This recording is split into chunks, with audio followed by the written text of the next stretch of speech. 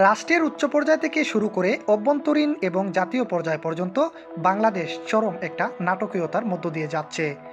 নারায়ণগঞ্জের ফতুল্লায় 50 লাখ টাকা চাঁদা না পেয়ে বিএনপির নেতাকর্মী দ্বারা হামলার শিকার হয় একটি পরিবার।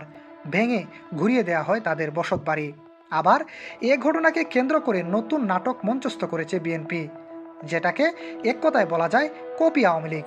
অর্থাৎ একসময় ফ্যাসিস্ট শেখ হাসিনার আওয়ামী লীগ যেভাবে দলীয় নেতাকর্মীদের এমন অপকর্ম ডিল করত, হুবহু একই আওয়ামী স্টাইলে নারায়ণগঞ্জের বিষয়টিকেও ডিল করছে বিএনপি। নারায়ণগঞ্জে চাঁদার জন্য একটা পরিবারকে শেষ করে দেয়া হচ্ছে, অথচ সেখানে কোনো মিডিয়া কাভারেজ নেই। আর থাকবেই বা কী করে বলুন তো? সব মিডিয়া তো আবার জামায়াত আমির ডাক্তার শফিকুর রহমানের সেই কূটনৈতিক ইস্যু নিয়ে পড়ে আছে। 21 টিভি কোন বিবেকের তাড়নায় বিষয়টি মিডিয়ায় তুলে ধরে, যা আস্তে আস্তে ভাইরাল হয়ে যায়। ঘটনাটি নজরে পড়ে প্রধানমন্ত্রী তারেক রহমানের। তার নির্দেশে পরিবারের পাশে এসে দাঁড়ান নারায়ণগঞ্জ বিএনপির নেতা মামুন মাহমুদ ও দলীয় নেতাকর্মীরা। যারা উক্ত নিউজটি ভালো করে দেখেছেন, কেবল তারাই বলতে পারবেন এই মামুন মাহমুদ একবারের জন্য স্বীকার করেননি যে এটা তাদের দল অর্থাৎ বিএনপির কাজ। তিনি বারবার বলেছেন এটি নাকি 5ই আগস্টের পর একটা পক্ষ ষড়যন্ত্র করে আরেকটা পক্ষকে ফাঁসানোর চেষ্টা করছে। অর্থাৎ তিনি বুঝাতে চাইছেন যে এটি বিএনপির কারো কাজ নয়। আর এখানে বিএনপির বিষয়টি একটি পক্ষ 5ই আগস্টের পর থেকেই একটা সুবিধা নেওয়ার জন্য এখানে আরেকটা পক্ষের উপরে তারা জোরপূর্বক হামলা করেছে এবং এই ঘর ভাঙচুর করেছে।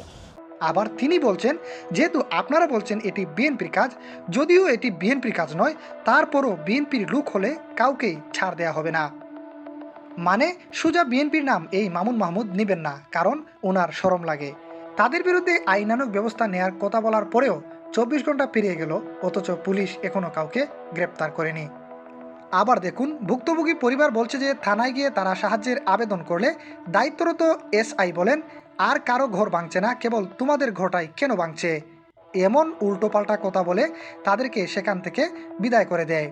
গিয়া সেটা তারপরে বলতেছি স্যার আমাদের আপনারা বাঁচান, আমাদের বাড়িঘর সব শেষ করে ফেলাইতেছে। বলতেছে স্যার আসতেছে, উপরে স্যার আসতেছে, এমন করতে করতে আধা ঘন্টা। তারপর স্যার নিচে নামছে, নামার পরে আমরা স্যারের পিছিয়ে পিছিয়ে দৌড়াইতেছি, স্যার বাঁচান বাঁচান। কয় আর কেউ বাড়ি ভাঙে না, শুধু তোর বাড়ি ভাঙে কে, তুই 1 নম্বর সন্ত্রাস।